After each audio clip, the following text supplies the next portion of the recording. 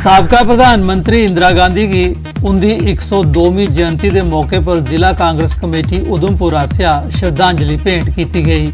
Udhampur party दफ्तर आयोजित श्रद्धांजलि समारोह जिला प्रधान पार्टी के सीनियर अहुदेदारें लीडरें ते कार्यकर्ताएं इंदिरा गांधी उनकी तस्वीर उपर पुष्पांजलि भेंट की। इस मौके उनकी उपलब्धियां ते योगदान की चेते किया गया। कठुआ जिला कांग्रेस कमेटी आसिया भी भारत की साबका प्रधानमंत्री इंदिरा गांधी होरें की उनकी जयंती के मौके पर श्रद्धांजलि दी गई। इस मौके पार्टी लीडरें उनके जीवन उपर लोह पाई ते उनकी उपलब्धियां की चेते किया। देश की प्रथम महिला प्राइम मिनिस्टर स्वर्गीय श्रीमती इंदिरा गांधी जी का जन्मदिन सेलिब्रेट कर रहा है। जिला कठुआ कांग्रेस कमेटी की इकाई की तरफ से भी जहां एक प्रोग्राम ऑर्गेनाइज किया गया। इस प्रोग्राम के माध्यम से आज एक जो सभा हुई है स्वर्गीय इंदिरा गांधी जी की कंट्रीब्यूशन को याद किया गया। आज पूरा राष्ट्र उनको मिस कर रहा है। उनके द्वारा देश की गरीबी हटाओ programme, green revolution, white revolution, बैंकों को नेशनलाइज करना, इंडियन आर्मी की आर्मी पावर को बढ़ाना, पाकिस्तान को बड़ा मुंह तोड़ जवाब देना और 1 लाख से ज़्यादा फौज को सरेंडर करा के पाकिस्तान को एक ऐसा सबक सिखाया। स्वर्गीय इंदिरा गांधी जी ने इंडिया को एटॉमिक पावर बनाने में भी पोखरान का जो टेस्ट जो किया था पूरी दुनिया में एक एटॉमिक शक्ति के रूप में आगे उभरी है।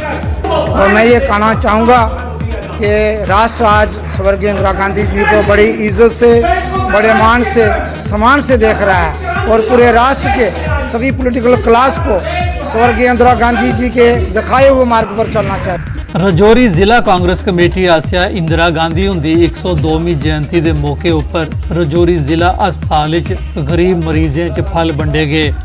कांग्रेस के लीडर ने इस मौके दसिया जे इंदिरा गांधी हमेशा गरीबों के उत्थान वास्ते काम करती रही। आज उनकी याद में उनके जन्मदिन पर उनका जन्म जो था 19 नवंबर 1917 में इलाहाबाद में हुआ था, तो उसकी याद में हम जो आज जितने भी जो हमारे यहाँ हॉस्पिटल है, डिस्ट्रिक्ट हॉस्पिटल में हम जितने पेशेंट हैं उनको दूध बांट के उनको एक श्रद्धांजलि दे रहे हैं। भी कांग्रेस का बच्चा कार्यकर्ता जो भी है इस देश के लिए, इस भाईचारे के लिए अग्रसर है।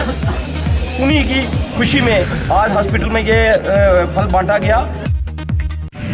गुरु नानक देव जी के प्रकाश उत्सव के उपलक्ष्य पुंछ की जिला गुरुद्वारा प्रबंधक कमेटी आसिया नगर कीर्तन कढ़िया गया। नगर कीर्तन गुरुद्वारा सिंह सभा थमा मेन बाजार, चौक बाजार, दड़ूनी बाजार, पुंछ स्पोर्ट्स स्टेडियम, नाखा वाले चौक ते परेड बाजार थमा होइए परतिए गुरुद्वारा सिंह सभा पुजिए संपन्न हुआ। इस दौरान बड़ी गिनती च सिख बरादरी ने नगर कीर्तन हिस्सा लेता। नगर कीर्तन दौरान नियंग सिखें तलवारबाजी ते करतब दसिए सबने का मन मोही लिया। मिल के गुरु नानक पातशाह के 550 साल प्रकाश पर्व के संबंध में एक महान नगर कीर्तन जो गुरुद्वारा श्री गुरु सिंह सभा के कटे गए ने। इस वक्त स्टेडियम के अंदर ये सारा प्रोग्राम जोड़ा है हो रहा है।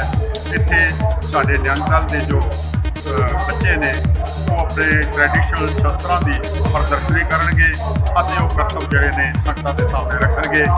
और गुरु नानक पातशाह जिसको जगत गुरु किया गया, जो जिसको पूछा गया तो उसने जो है वो बख्शिश की थी, ना हम हिंदू ना मुसलमान अल्लाह राम के पिंड परान भाव के असी ये जात पात ये ऊंच नीच ये धर्म के जो वड्डियां पाइया जा रही ने इन्होंने वड्डियां को उपर उठ के एक पिता एक के हम पार्क इस किस्म की सोच का जो है ग्रहण करिए ताकि असी एक बन के सारे संसार के गुजर सकीए। तो इस किस्म की सोच गुरु नानक पातशाह ने अगर सर्व तरीके के नाल गुरु नानक की फिलासफी को बयान करना होवे छोटे जे समय के विच केवल 3 पॉइंट जोड़े ने गुरु नानक पातशाह ने बख्शिश किए ने।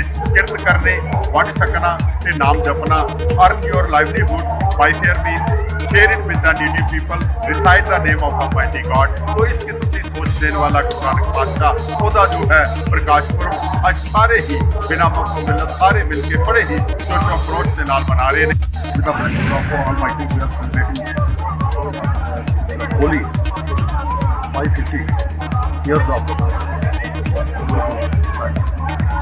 550 साल जो यहाँ पर तमाम आप देख रहे हैं, ये बहुत बड़ी सेलिब्रेशन है, बहुत बड़ा फेस्टिवल है।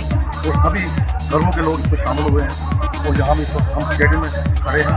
तो पूरा ऑलमोस्ट मैक्सिमम यहाँ पे गैदरिंग है, पूरा शहर यहाँ पे इकट्ठा हुआ है यही सेलिब्रेट करने के लिए। तो ये गुरपुरब साहब जो है पूरे इंडिया में जब मनाया जा रहा था, किसी वजह से पिछले हफ्ते नहीं मना सकते 12 तारीख को, लेकिन आज मैक्सिमम यहाँ पे लोगों ने पार्टिसिपेट किया है और हमें बड़ी खुशी हो रही है यहाँ पे थोड़ा मंजर देख के कि यहाँ पे हर किस्म के हर तबके के लोग यहाँ पे।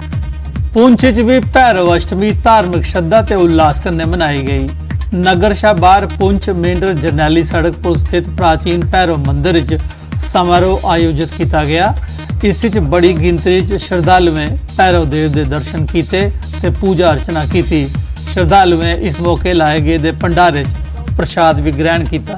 गुरु ब्रह्मा गुरु विष्णु गुरु देवो महेश्वरः गुरु साक्षात् परम ब्रह्म तस्मै श्री गुरुवे नमः। आज जो भी उत्सव है बाबा जी की भैरव जयंती का ही है और आज जितना भी संगत जो आ रही है, जो भी प्रसाद ले रही है, सब भैरव के ही जयंती का जो यज्ञ है उसी का प्रसाद आज सब लोग खा रहे हैं। और ये बाबा भैरवनाथ जी एक कुल देवता है, ब्राह्मणों का कुल देवता है। ये अष्ट भैरव में जो भैरव है, ये बटकूनाथ भैरव है, भगवान शिव, ये शिव है, भैरव शिव का ही अवतार है। और ये कुल देवता है, कुल देवता इसलिए है कि जो भी इसके भगत हैं, जो भी कोई कार्य करना हो, पहला कार्य कोई भी करना हो, तो प्रथम पहले अपने कुल देवता को ही, उनको पहले जो भी देना है पहले उनको देना चाहिए। रजौरी जिले की ढांगरी पंचायत के सरपंच धीरज शर्मा की बीजेपी ने प्राइमरी मैंबरशिप थमां कड्ढी ओढ़िया है। पार्टी आसिया एक प्रेस कॉन्फ्रेंस ब्लॉक प्रधान सौरभ शर्मा होरें दस्सिया जे धीरज शर्मा की BDC चुनाव दौरान पार्टी मुखालिफ सरगर्मियों च मुलव्वस पाया गया हा। उन्हेंगी हाईकमान आसिया कारण दसो नोटिस दिता गया हा, जिसका उन्हें जवाब गै नहीं दिता। इस करी उन्हेंगी उनके समर्थकें सने प्राइमरी मैंबरशिप थमां खारिज कर दिता गया है। धीरज और ਜਿਹੜੇ ਸਾਡੇ ਇੱਥੇ ਸਰਪੰਚ ਢਾਂਗਰੀ ਨੇ ਉਹਨਾਂ ਇਸ ਵਾਰੀ ਪਾਰਟੀ ਕੋਈ ਆਲਾ ਕਮਾਉਣ ਕੋਈ ਨਾਰਾਜ਼ਗੀ ਜ਼ਾਹਿਰ ਕੀਤੀ ਔਰ ਉਹਨਾਂ ਕਹਿ ਕੀਤਾ ਕਿ ਇਸ ਵਾਰੀ ਕੋਈ ਇੰਡੀਪੈਂਡੈਂਟ ਕੈਂਡੀਡੇਟ ਆਪਣਾ ਤਾਰਿਆ ਸੀ, ਉਸ ਦੀ ਉਹਨਾਂ ਬੜੀ ਜਿਹੜੀ ਤਾਂ ਸਪੋਰਟ ਕੀਤੀ ਹੈ ਔਰ ਉਸ ਸੰਗ ਸਾਡੀ ਪਾਰਟੀ ਨੇ ਬਹੁਤ ਬੜਾ ਨੁਕਸਾਨ ਹੋਇਆ।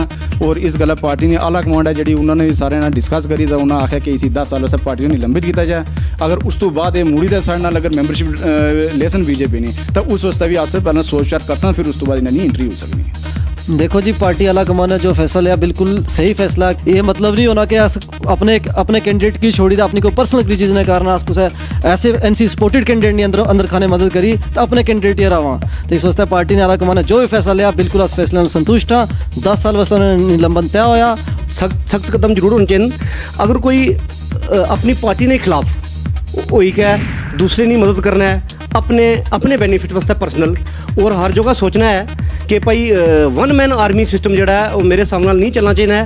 तो लिहाजा अगर पार्टी सख्त कदम लेनी है तो इस नाल उधमपुर जिले की दमनोट पंचायत के मते सारे ग्रां अजें भी बिजली की तरसा देन। लोकें बिजली महकमे खिलाफ विरोध प्रदर्शन किया। प्रदर्शनकारियों का गलाना है जे 1 साल पहले बिजली महकमे ने बिजली के खंभे लाए तो तारां बिछाइयां, लेकिन इस दे बावजूद उन्हें गी नेरे च रौना पवारदा है।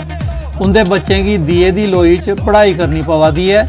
लोकें लेफ्टिनेंट गवर्नर होरें गी अपील की है जो दमनोट पंचायत बक्खी ध्यान देन। ये मोड़ा सुनफार नाली निकावा दमनोट है और साथ ही कन्ने एक मोड़ा सेंसर पाउंदा है, लेकिन लोअर इलाका जितना भी है ਉਹਦੇ ਵਿੱਚ ਇਹ ਜਿਹੜੇ LT ਤਾਰਾਂ ਲਾਈਆਂ ਗਈਆਂ ਨੇ, ਖੰਭੇ ਖੜੇ ਕੀਤੇ ਗਏ ਨੇ, बाकी कोई उसे कनैक्शन नहीं दिता गया। जनाब को अस रिक्वेस्ट करने कि असें जल्द को जल्द 1 साल हो गया कि वो तारां और खंभे लाए दे ते जल्द को जल्द जेह्ड़े कि एह्दा कनैक्शन दिता जाए ताकि अस जेह्ड़े कि बच्चे साढ़े लोई बिच पढ़ी सकन। और ना ही साढ़े वास्ते इतना जुल्म है कि जिन्हें कि जदों दी सृष्टि चली है और कई लोग चले गए कि अज दिन असें बिजली का एक बल्ब नहीं दिखा है।